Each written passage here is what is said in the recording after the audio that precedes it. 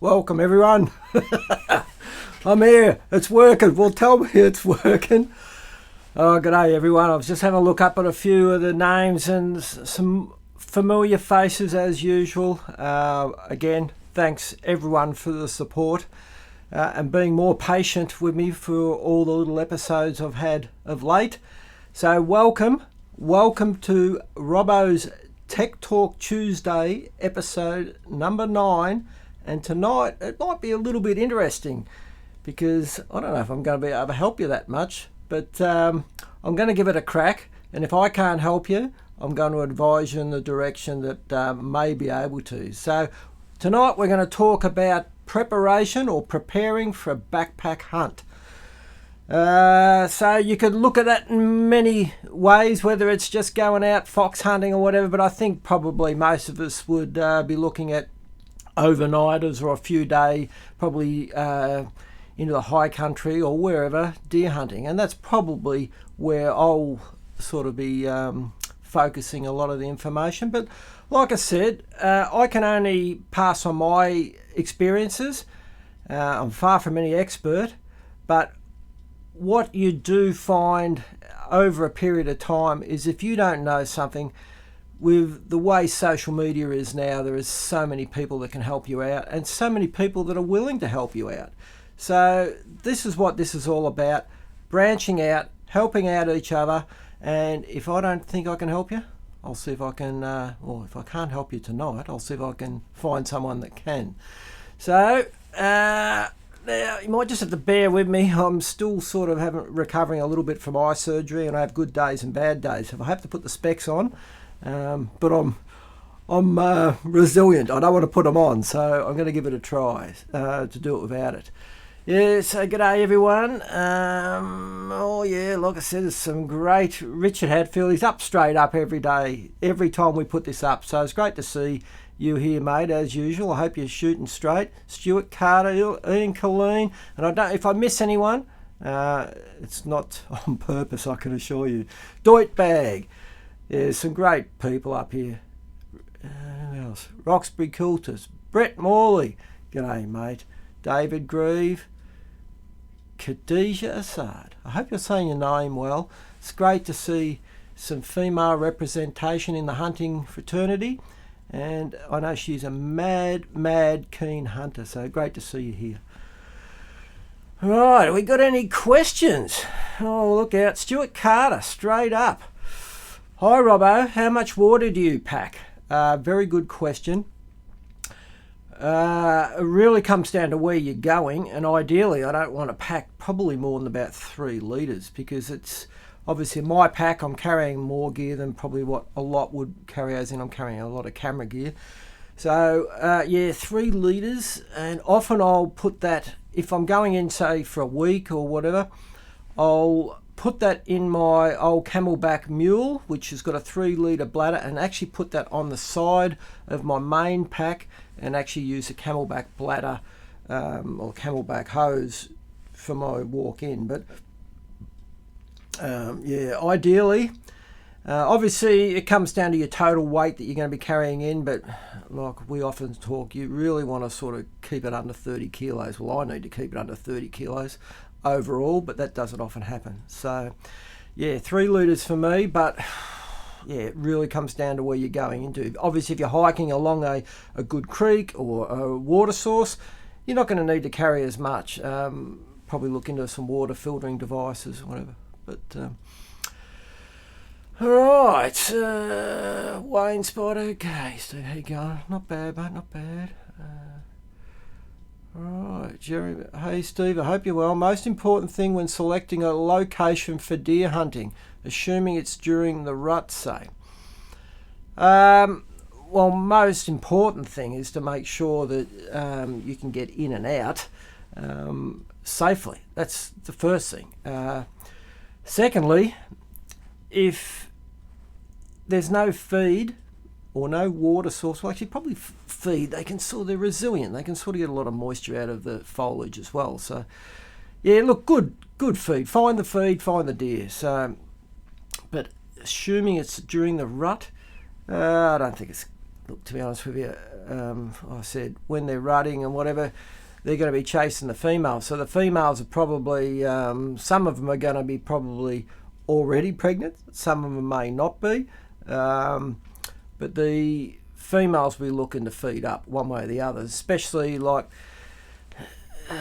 look, Samba rut at all different times. And again, I'm no expert on this, but this right now is often a time that we've actually found a few of the deer in rut. And basically when this grass is starting to grow, they're going to find the feed, and you find the females, you're probably going to find the stags, obviously, when they're rutting.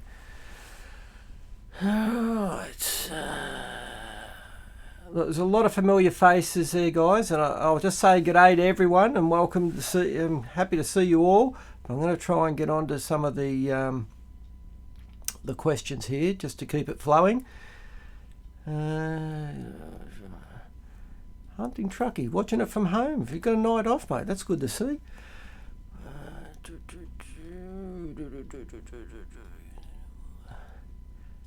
Thanks, Khadija. I was hoping I got it right, your name, and the pronunciation. Daniel Mummery. Now I'm struggling here with glasses. I'm not going to put them on unless I have to. Finally worked at my end, Robbo. Glad to tune in first time. I hunt Samba with a 270 Win. Yet to see how it performs. Mate, there's some pretty experienced hunters that still use the 270 as their favourite or their favourite calibre. So, yeah, nothing wrong with that, mate. Oh, Charles Jonesy's there. Yeah, thanks, mate. Charles Borden, Robbo, how big is your day pack? Do you own one that allows you to pack out your meat? Well, I have a few different day packs, and I probably don't use what I would class as a normal pack anymore. I use what's classed as a vest, and the one I have is no longer made anymore. It's made by Camelback actually, and it's called a Delta 5. It's sort of one of their military versions, and it's basically got molly webbing. It's got a 3-litre bladder built into it, and I've added a Planet Tack, I think it's called a Bullock Echo pack, to the back, and just different molly vests and whatever to the front. I've modified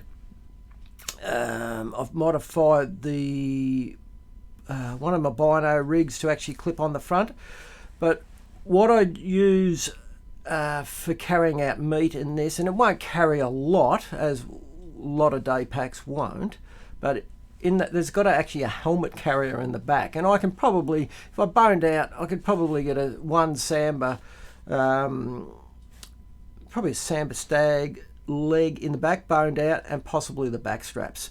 So yeah, that's enough for that pack. But I don't use a traditional sort of day pack anymore.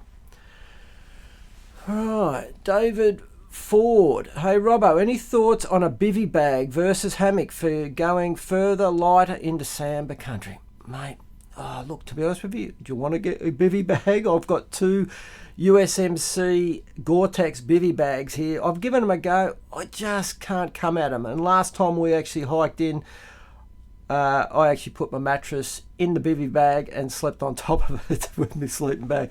Just not my thing.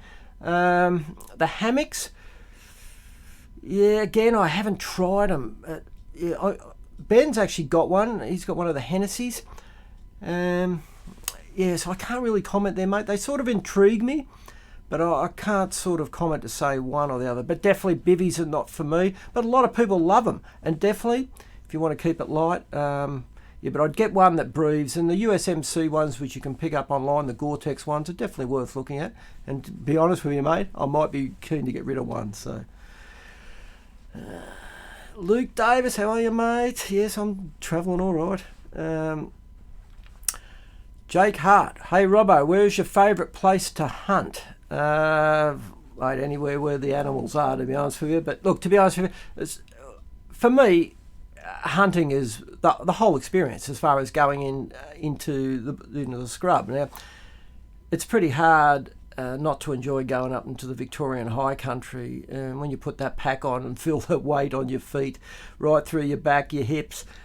But then when you bust through and you open up into a big area and you can just see for miles, and you're thinking, well, yeah, this is what it's all about. And that's what it is all about. So the high country is definitely probably my favourite backpacking area to hunt, that's for sure.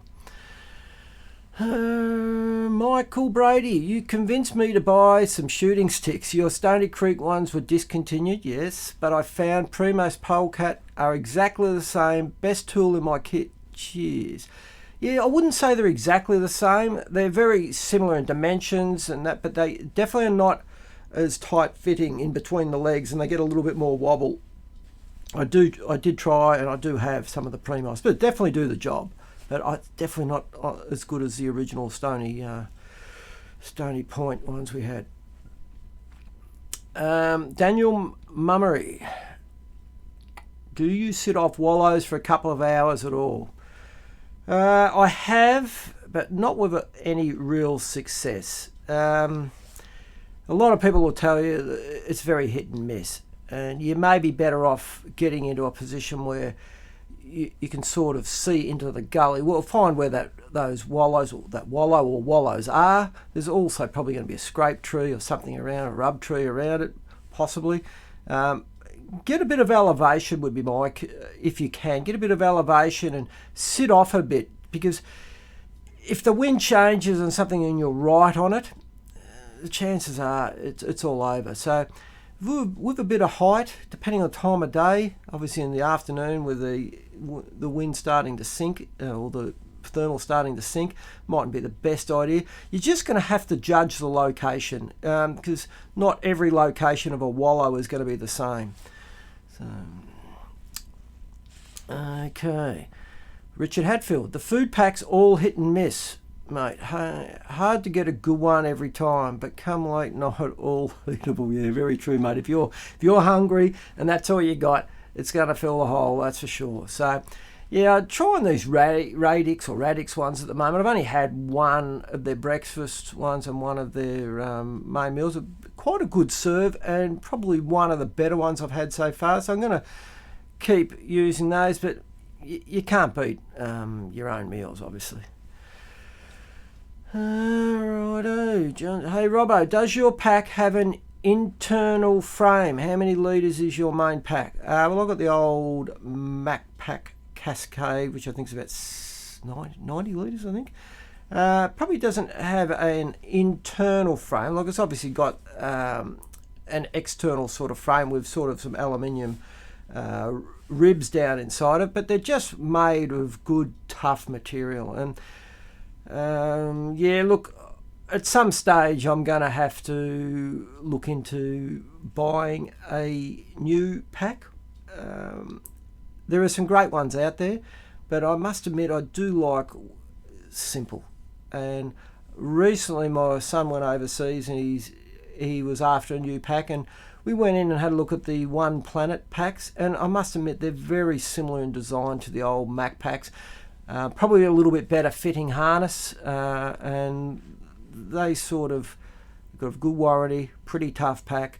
And if you just want a basic pack, otherwise the Exos, QU, Rob's stuff down at Maroka 30, don't forget that, mate. It's custom made for our conditions, with some very experienced people down there to sort of help fit you out. So doesn't matter what pack you've got, really. If it doesn't fit you well, you're gonna feel it real quick, especially when you start putting some weight in there. So yeah, try them on where you can. And we've got the SHOT Show coming up in Melbourne. I'll be definitely having a bit more of a look at these, as well as some other gear in the near future.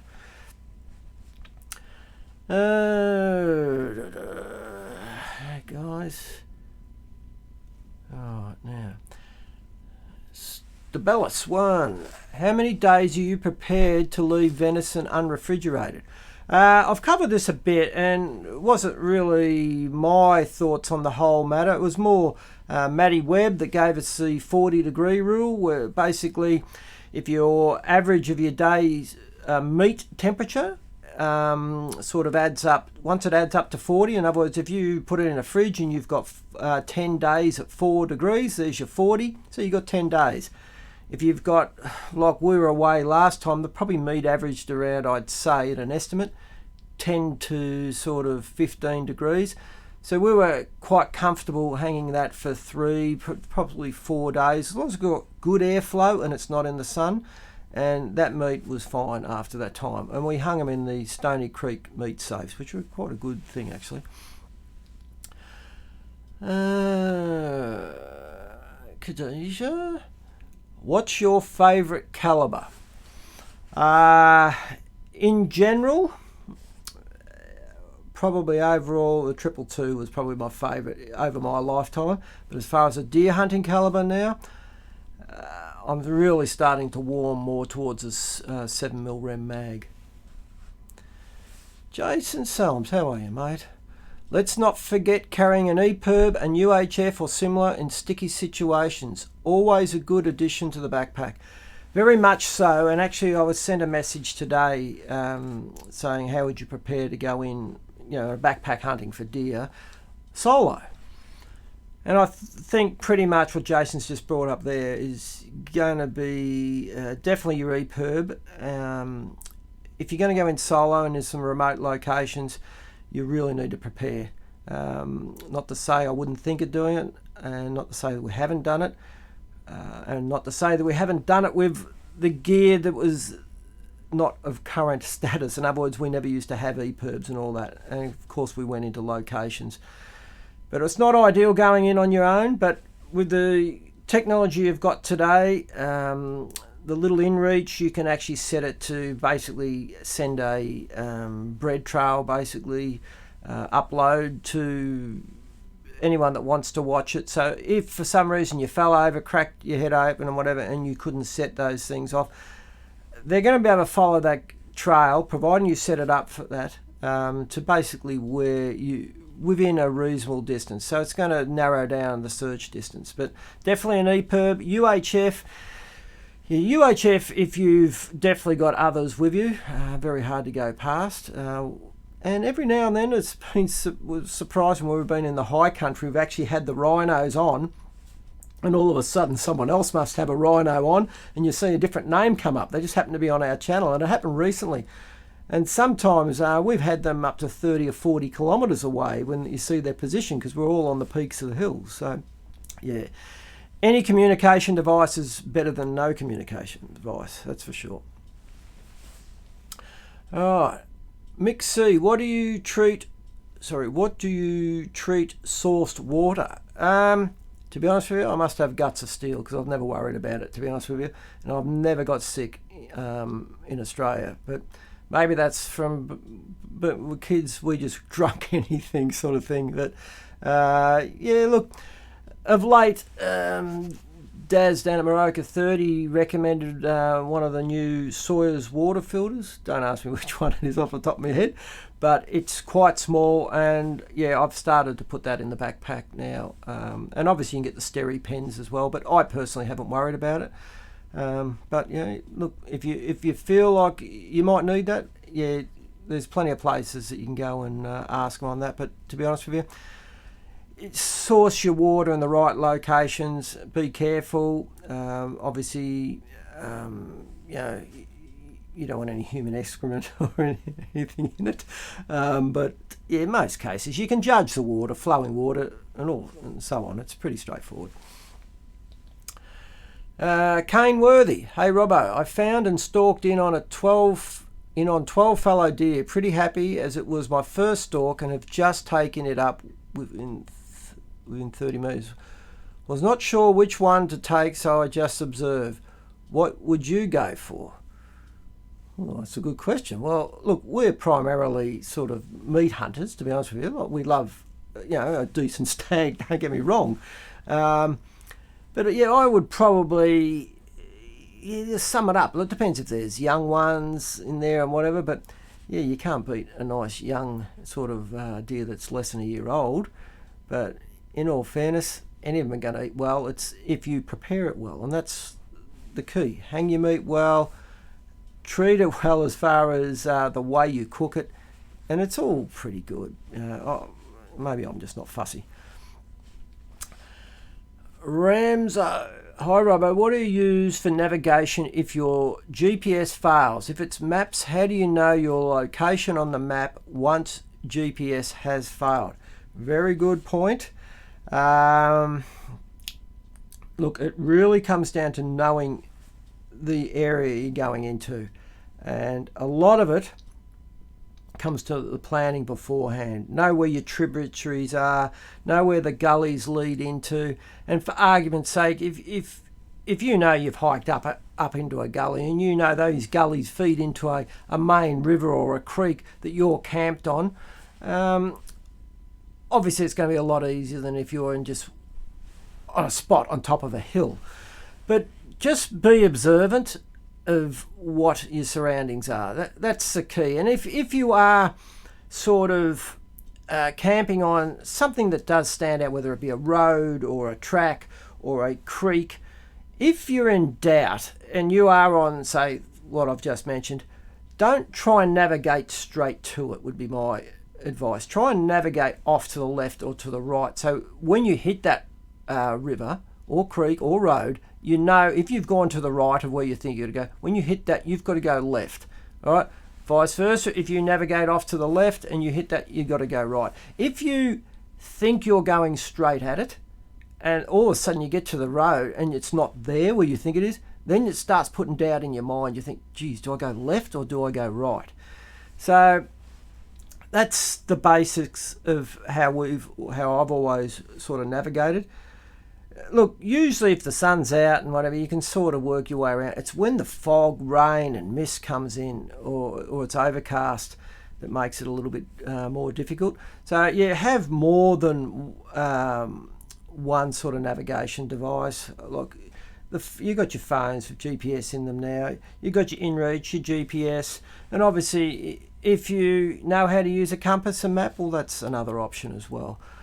Yeah, so yeah, it's a good point. You shouldn't always rely on the electronic gear. So get in the habit of observing. Luke Grant, hey mate, what do you use for water filtration? What weight would you aim for in your pack for a 4-day trip? Well, yeah, I've spoken a little bit about that, Luke, just in that last question. But weight as far as a 4-day trip, well, that's going to come down to whether it's hilly, whether you think you're going to get more water where you're going into, whether it's summer, winter. But I wouldn't probably go in less than 3 litres. If you think it's going to be no water for 4 days, I think you're going to be looking at 5 litres or more, to be honest with you, depending on terrain and how much you're carrying. Jeremy Barty, have you had any issues with your Garmin since we discussed the issue we both had? Mate, I don't know whether it's a software, firmware issue or whatever, but yes, I have had more issues with the Rhino 750, and both myself and Paul, when we were away last time, mate, they were spinning all over the place, and Ben got us back online basically. Like when we went into calibrating the compass, there was a thing in there that we found, and it said, I think it says in that section, it said restore defaults or something similar. We did that and then recalibrated the compass, and they all seem to come good. So yeah, it might be something just to, I'm hoping it's a firmware update, because I've never really had issues until the last sort of 3 or 4 months, until the last firmware update. And I know I'm not the only one. Gordon Walsh, well, a hammock would wreck my back. I think I'd barely be able to move in the morning. Yeah, but I think, look, and I'll get corrected here, but you're pretty much supposed to lay diagonally across them, so you're almost laying flat. But getting them tensioned correctly is the key. And again, I'm no expert on that, but probably there's a lot of people that love them, and you know, I'm yet to give them a go, so I can't really comment, to be honest with you. David Grieve, Robbo, have you had any experience with Bruno CZ centerfire rifles? I'm about to pick up a beautiful second-hand one in Champion 243. Yes, mate, I did have a Bruno 600 or 601 in 3006, which I bought almost 40 years ago. sold that on to my brother now. It was the one with a straight trigger, press it forward for set trigger. Mate, Bruno's just a brilliant gun. And this combination gun that I've just got is an old Bruno, and to be honest with you, I've just used it on the weekend.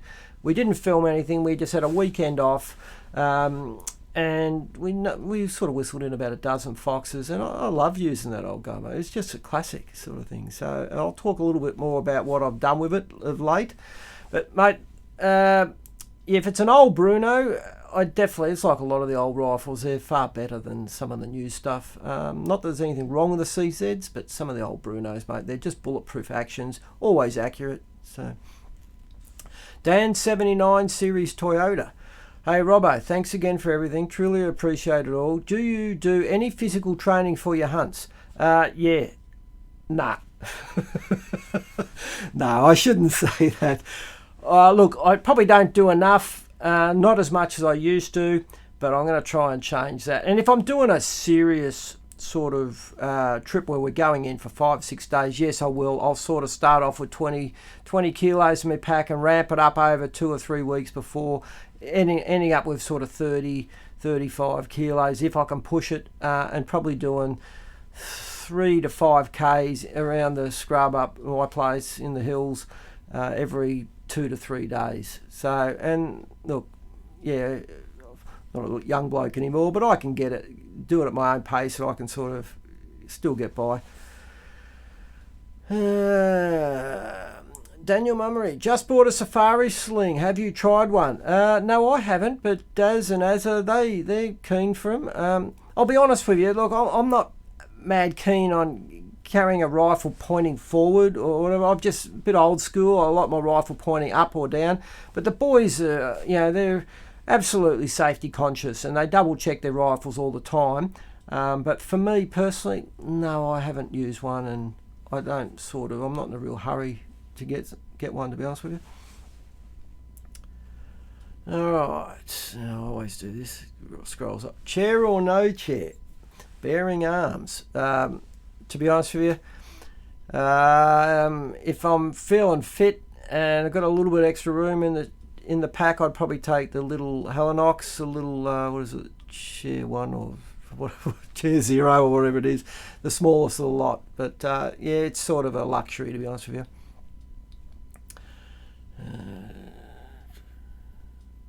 Okay, David Ford, not a question, but just got back from a 7-day backpack hunt and used Dexshall neoprene socks, river crossings, no drama, merino line, stays dry and no rubbing. Definitely worth buying. Yes, I've got 3 pair of them, and I bought the first pair. Virtue had to bribe the people selling them at one of the SHOT shows because they only brought them out as demo, and I thought, no, I want these.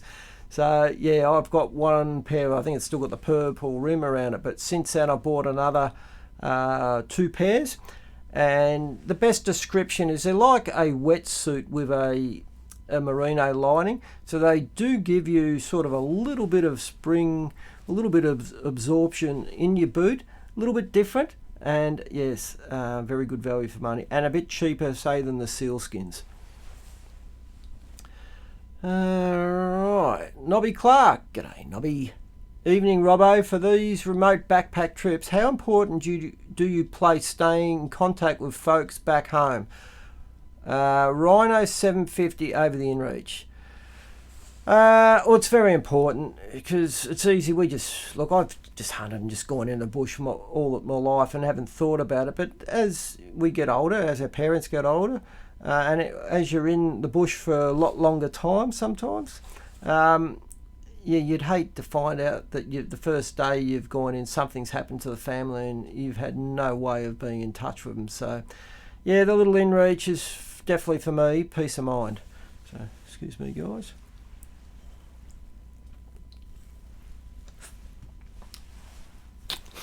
Oh, all right. Adam Stoneman.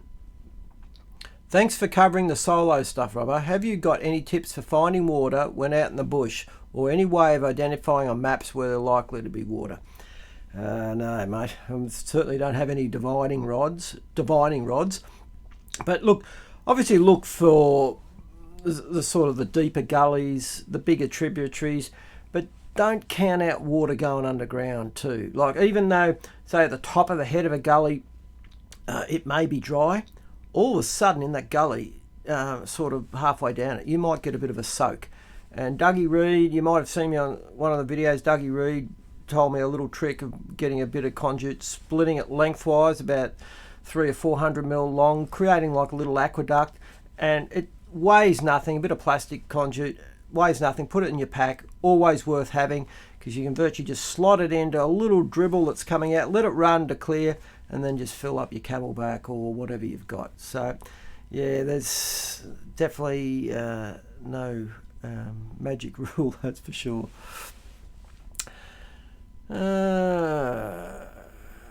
MD Spice. If anyone knows where I can get a fox gun such as Savage, okay, 222 over 20 gauge in nice condition, please let me know, people. All right, mate. Well, the first thing I'd say, I'd agree with you on the 222, but I've had 20 gauge combination and not the best choice for foxes, in my opinion. You'd be definitely better off with a 222 12 gauge. Just my thoughts on it. I had both. I don't know which I prefer. Andy Roo, yep. Always need UHF handheld. G'day, Robin. Robin Coker's on board. How are you, mate? I've got to watch your latest video too. Everyone, drop in and check out Robin's channel. He does a lot of deer hunting and a lot of thermal stuff, which he's trying to get me onto. Yeah, maybe in the future. The Big TG. G'day. G'day, mate. Yep. I do a few solo hunts, and one of the best things is to give a detailed map and location to a member of family and return times. Yep, you can't beat that, mate. Richard Hatfield. Oh, it's Kylie Hatfield. G'day, Kylie, how are you? I have worked out when Richard says we're going for a 2-hour walk, it always turns out to be hours longer. You can't trust these blokes. Just give him a clip over the ear, Kylie. That'll work. Daniel Mummery. Last one for me, Rob. I've got to go. Do you prefer to backpack hunt or short day hunt, or two? Well, I like a backpack hunt to get me sort of into a location, but I still like maybe a little bit old school, depending on the location. I still like to sort of set up a base camp, maybe 4 or 5 k's in from where we've hiked in, and then just use my day pack, my little camelback mule, which is strapped to the other pack, to hunt during the day. So I like to keep it light when I'm actually hunting, because I think the lighter you are, the more balanced up you are, the better you hunt. That's just my opinion. But again, I'm not the biggest bloke, and some of these blokes can hunt with a 25, 30 kilo pack on their back, and good luck to them, but it's not for me. Bearing arms, salt for a cape. Is it worth carrying in? Ooh. Oh, look, mate, it's the amount of salt you're going to need to carry it in. I'd probably say no. Look, in all fairness, I'd just probably roll it up, keep it clean, roll it up, and look, unless it's really hot, again, no expert on this. If you've got it back at your car, as soon as you get back, rub it into there. But look, maybe if you took a half of what you think you're going to need and keep the weight down, it won't hurt to put a little bit on it. You can always top it up. But yeah, look, to be honest with you, it's a pretty weighty sort of carry in.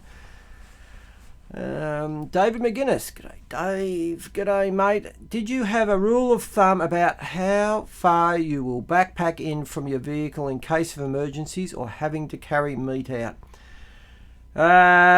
Look, it comes down to terrain. Obviously, if it's flat ground compared to hilly, steep, rocky surroundings, it's going to be a completely different scenario. But the tougher it is, the less distance I'm going to be going in, because if we're going to carry out, it's just going to knock you around. And realistically, time of year, temperature, also going to play a massive part. So, yeah, they all come into it. I don't have one rule of thumb, but if you can share the load. And when we actually went in, this time last year, the 5 of us, we were in for the week, and myself, Ben and Paulie took all the meat out back to the vehicles and put them up on the roof racks in meat bags about halfway through. But it was snowing. in those sort of days, so it kept it obviously nice and cool. But yeah, it's, look, you know, more hands make light work of it, I can tell you. Okay, jack me off, are you here again? Oh, I don't know, I'll scroll up. What's this? The map take orienteering course, it may save your life. Yeah, look, basic map reading and knowing how to do it is quite important. Actually, it's very important. What's for dinner? Oh, I had a souvlaki for lunch, a really nice one actually. So I might just pick a little bit later on. Kevin Walters, hey Robbo, keep up the good work, love your work. Thanks, mate. David Ford had issues with the Rhino 750 last hunt, giving a bum steer back to camp at night. Ended using HEMA on the phone. You had the issue. Pretty much. Thought it might be calibration, very iron ore.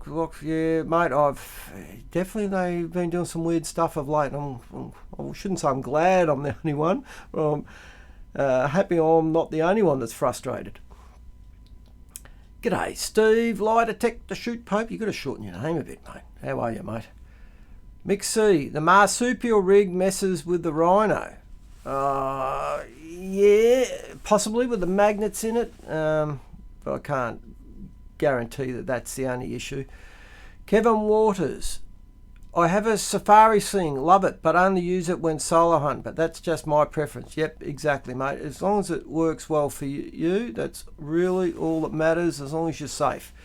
Tyler Osmani, what are your thoughts of hunting at the Alpine National Park at the end of October in terms of weather? Would like to avoid snakes. Well, we all like to avoid snakes, but look, they're not as big an issue as people make out, to be honest with you. Maybe I've just done it for so long. I just know when the temperature starts to warm up, I'm looking down probably more than I'm looking up. But in the winter, when the boys are all finding casties, I'm looking ahead and they're looking down.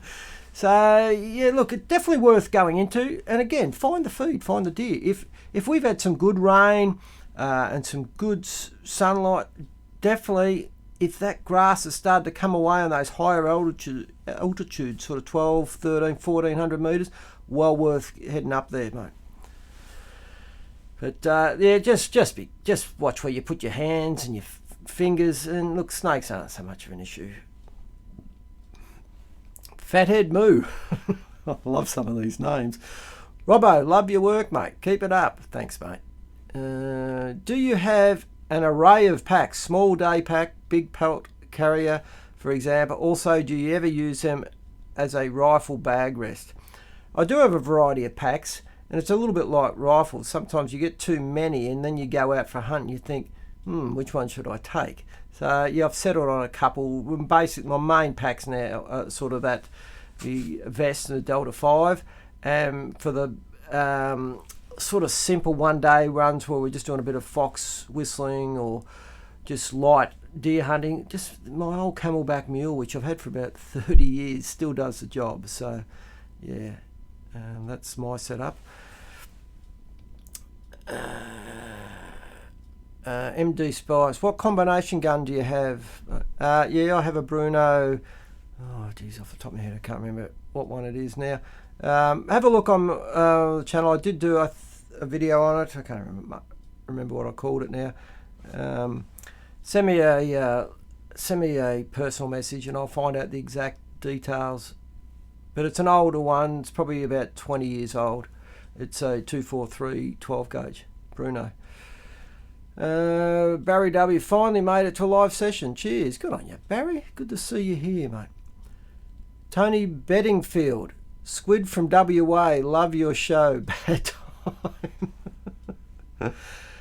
Yeah, timing's always an issue with these live feeds. Matthew Scott, hey Robbo, as far as the big names go for quality backpacks, QU, Herbal Stock, I always struggle with that one, etc., what's a good balance of performance, comfort, durability and price? I know that's a bit to balance.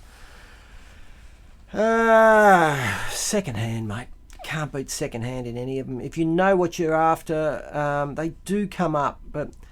And look, I still love my old backpack. They're built like tanks, mate. Just like I said, Dougie put me onto them ages ago, Dougie Reed, and mate, the man's had that many different packs over his life. He knows what he's talking about. But yeah, like I said, if you want a simple pack, don't count out the One Planet. I was pretty impressed with the one we got for my son.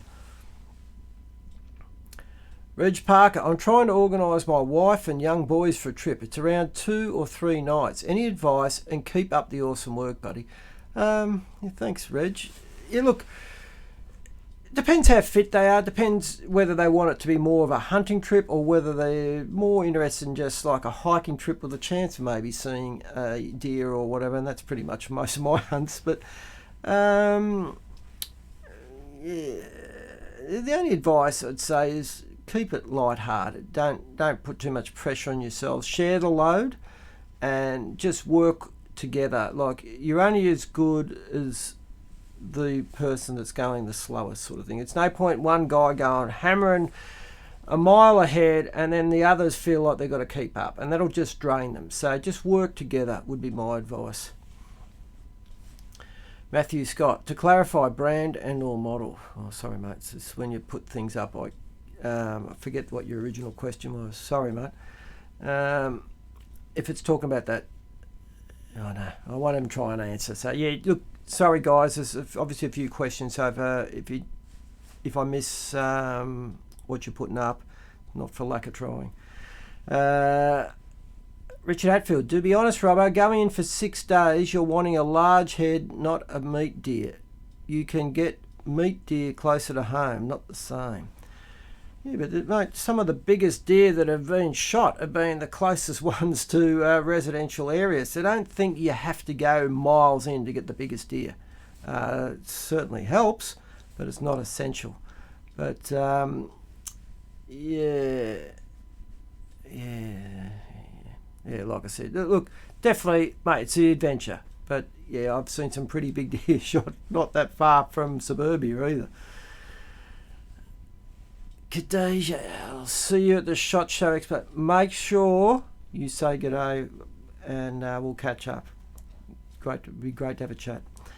Sam Barr, g'day Robbo, you legend. Just wondering if you have long range barrels around 26 inch or on your backpacking rifles, and have you or your mates run a 300 Remington Ultramag for sambar hunting?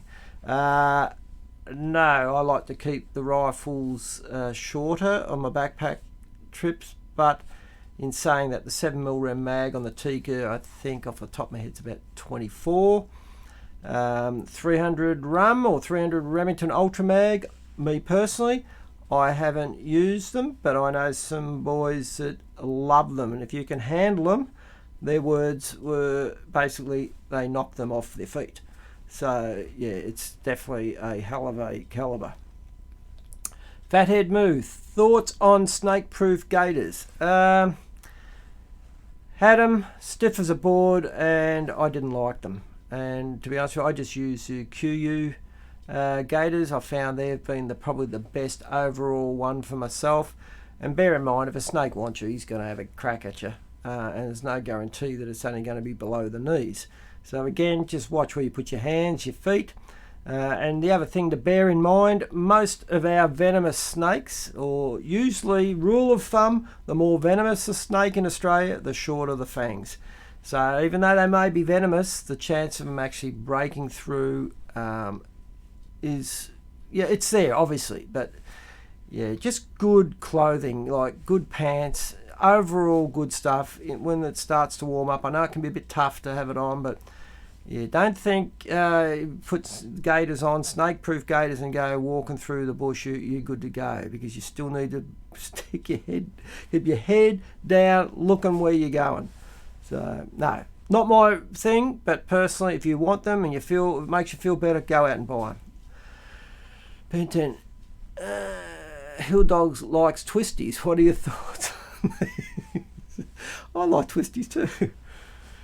Luke Grant, is there any type of power bank you would recommend to charge up your gear? Yeah, the Anker, ANKER, seem to be the better ones that we have used. There's another one, but I can't remember off the top of my head.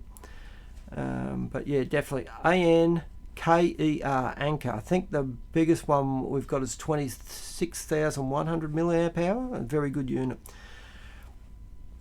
Uh, Stephen Popey.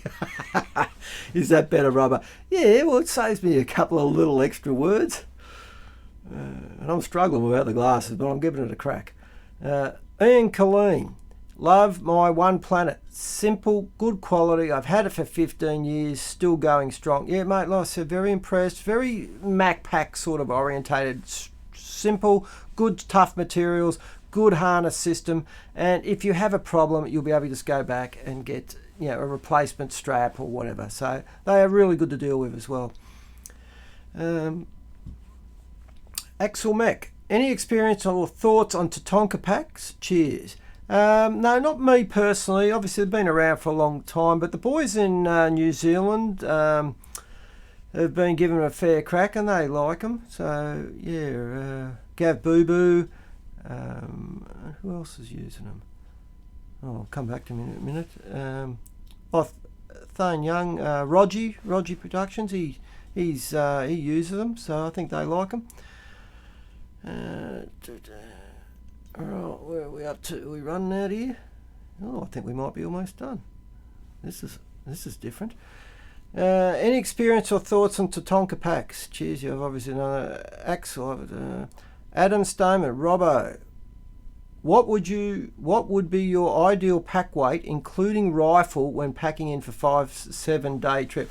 Well, my rifle I always carry in my hands. Not very often I'll strap it on. I have done it, but ideally, if you could keep under 25 kilos for my pack, minus the rifle, that would be good. But I struggle to keep it under 30 kilos with all the stuff I tend to take. But keeping it under 25 or 23 would be a bonus. So that would be where I would be trying to aim at. But it obviously comes down to how fit you are, how strong, how big you are.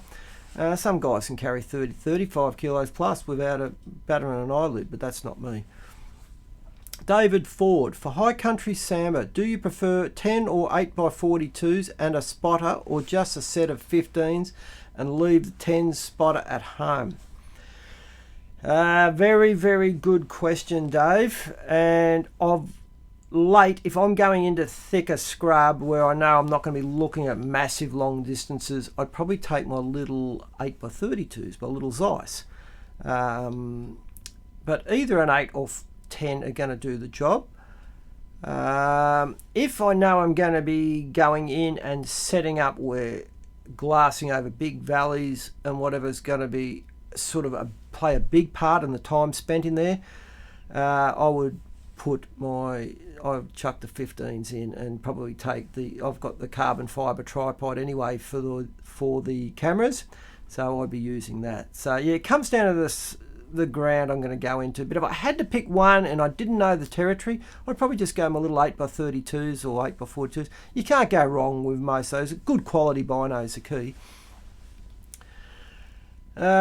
Sean Purcell, hi there, Robbo. Any advice for a beginner deer hunter? Well, there's plenty of advice, mate, but the key thing that I always say to people is not to expect too much too soon and sort of get disappointed before it happens. In other words, expect that you're not going to see or not going to get anything. And if it does happen, it's a bonus. Just enjoy your surroundings. That is the key. Just take it all in. Slow down and smell the roses, as they say. So, right. Aaron Hewitt, loving the 7mm Rem mag I picked up last week. Have a load using 2209 as reloader 22 is for the most part unattainable up here. Yes, it is an issue. I'm glad you've got it dialed in, mate. So, good shoot, Marty. Chris W. Hey Robbo, what's a general rule of thumb for hanging meat in the air? I know your answers before, but it was something like degrees per hour. Yeah, Matty Webb on one of his videos, mate, I'm shocking from memory on these, but check out Matty Webb's site and he goes into it in depth. I think it's on one of his fellow deer hunts that you have a look on one of his videos. But he uses a 40 or 45 degree rule, which basically, I'll quickly go over it because you can go back and look at what I said earlier, but it's basically the total of temperature of your deer for every day, deer meat for every day. Once it reaches 40, that's it. or 45 maximum. So in other words, if you've got 10 days, the meat's been at 4 degrees, well, there's your 40. So it's pretty much. So your daily temperature, whatever the meat's at, once it reaches 40 degrees, it's time to process it. Khadijah, another good question here. What's your favourite knife and what's the technique you use to keep it sharp? Favourite knife at the moment, and I have a few, but the Benchmade's probably one of the best. I may even have it here, just bear with me. Now everyone's probably going to laugh at this, but let me just see if I can get something else out here without knocking everything over. I'm going to show you a couple of things that may be a little bit different to most. And what I'll do, just to show you, I'll flick over from here to here, and you can see the little Benchmade. Oh, actually might be, that's a Benchmade mini grip Tellian. Yeah, just done a few fox scalps over the weekend, so it might need a bit of a touch up. But as far as sharpening my knives, this is an old thing I've had. I love the ceramic sticks. It's quite simple. It's basically just a matter of, I'll get the angle here, it's just a matter of going down like so. Obviously you can't use that out in the field as much, but just an old steel or anything to keep them dialed in. But the Benchmade, yeah, sort of impressed me, and a lot of people say that's a small knife, but trust me, I can do a Samba deal with that, no problem. And they do a grip Tellian as well, which is a little bit longer. Okie dokie. Bimborix. Awesome topic, Robbo, as I am literally packing for a backpack hunt to go scare some Samba this weekend. Good on you, mate, and good luck. Good luck. And I must say, there's a few guys out hunting tonight. I think Dennis Walls, I think, is up, and Nathan's out shooting as well. So I'm the only silly bugger. Oh, and I've got to remember too, the big fella, Big Jake, it's his birthday. All the boys are down at the pub tonight celebrating, but I'm doing this. So, happy birthday, big fella. Right. Richard Hadfield, put more in Ben's pack. He needs slowing down, the big bugger. Mate, wouldn't matter how much you put in his pack. Can't slow him down, but I tell you what, he helps me out so many times. Nathan Craig, love the insights, Robbo. As someone who's only recently moved to Victoria and got into hunting, really enjoy your videos. Ordered my Tika T3X 7mm today. Can't wait to put it to use. Mate, you won't be disappointed. Bimborix, what's your go-to dinner while backpack hunting? It depends how long we're in. I don't really have one, to be honest with you, but usually we'll take in the first few days. The boys will usually take in a bit of frozen pasta. Someone will take in, like I'll often take in my frozen corn or smoked corn venison, and we'll sort of dice it all up and mix it all in together. So that's pretty hard to beat. Yeah, last time the boys actually brought in just some sort of some mushrooms and whatever, and dried stuff, and we actually shot a female, a hind, Samba hind, reasonably early, and we just sliced that up a bit and just sort of stirred it in. So yeah, look, if you're tired enough and hungry enough, anything tastes good when you're in the bush. Well, majority does anyway. Richard Hadfield, bow hunting trip up Queensland with Matt Webb. Good viewing, Robbo, it was. Yeah, was it that one, mate? I think it was. Look, Matty does some great videos, and yeah, I remember it was a fallow one, but I can't remember the name of it. Stephen Popey, Khadijah, Ted Mitchell. Now, there is a legend in himself. Teddy Mitchell, he loves making his knives. Yeah, can't say enough about Ted. Bloody champion fella and champion bow hunter. Yeah, so if you're listening, Ted, g'day, buddy.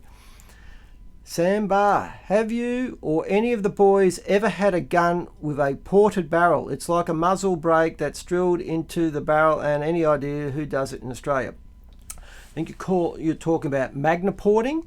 and I think originally that was done by MAB Barrels, I think years ago in Queensland, but I think they've changed their name now. But yeah, Magna Porting is what you're talking about, but no, personally none of us have it. Okie doke.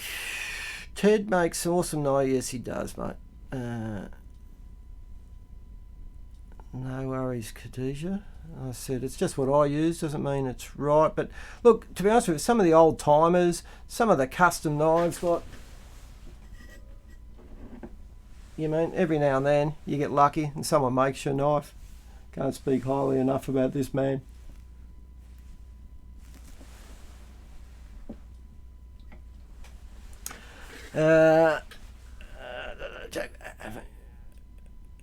Jack Miller, haven't you got a heater for that room yet? No, mate. I've got, this is my office. I've got my wood heater out there, but I have to close everything off. So it's not that cold now. I just like to keep warm. Jack Miller, hey, my mate Keith recommended the new Gerber toilet paper for backpack hunts as a coarse filter and after some curry the night before. Well, I'll tell you what. Now there is a good point. Toilet paper you can take in, but baby wipes, or yeah, the baby wipes, the small ones, you can't beat. And what I usually do is I'll have a bit of a wash with those, a rub over before I'll do the business. You just got to make sure you get the timing right. Don't do it in reverse. It doesn't work too well. All right, where are we going? Oh, we're almost up for an hour, but we're going along all right here. So it looks like we're just about to the end of it, guys. Stephen Popey, yes, Brimmerock, great knives Ted makes. Eric, awesome live chat, Robbo. I better get back to work. Well, I think that's it, is it? I don't think I've got any more questions. So, guys, hold on. Bim Borix, I can carry in a frozen garlic bread and corn in a husk to throw on the coals for the first night. So good, huh? That sounds all right. Look out, I've got a few popping up, latecomers. Vasily, oh geez, you're challenging me here. Vasily Caravensas. I hope I got that right. Caravensis. I think I got it right that time. How are you, Vasily? Hi, Robbo. Thanks for time and effort. Pleasure, mate. Kevin Waters, thanks again. Thanks. Yeah, do take a first aid kit, but I sort of keep it simple now because basically if there's anything major wrong, mate, I don't hesitate. I'm going to set that baby off, that E-perb off. Scentless wipes. Thanks, Jack me off. I'm sure you have. Richard Hatfield, is there a time at show yet for you? Is there a time at show yet for you? I'm not sure what you mean by that, mate, but I'll be there possibly both days if we're talking about the SHOT Show. Righto, also. All right, guys, 2-minute warning. Is there any last questions before we give it away? Again, I'll just say thanks to all the support. And tonight I've actually streamed this. I know there was a couple of little issues I had before. People were saying about it wasn't coming out of the right and left channel. That was a mistake on my side. I had the microphone set to 2 tracks instead of mono. So that should be rectified. Tonight I've actually just set it up and I'm actually using my phone as a hotspot just so I could test this, and hopefully it looks like it's worked all right. So if I don't go mobile with this sort of setup, then we might be able to use that, but I've got to perfect it a little bit more yet. So thanks again, guys, for all the support.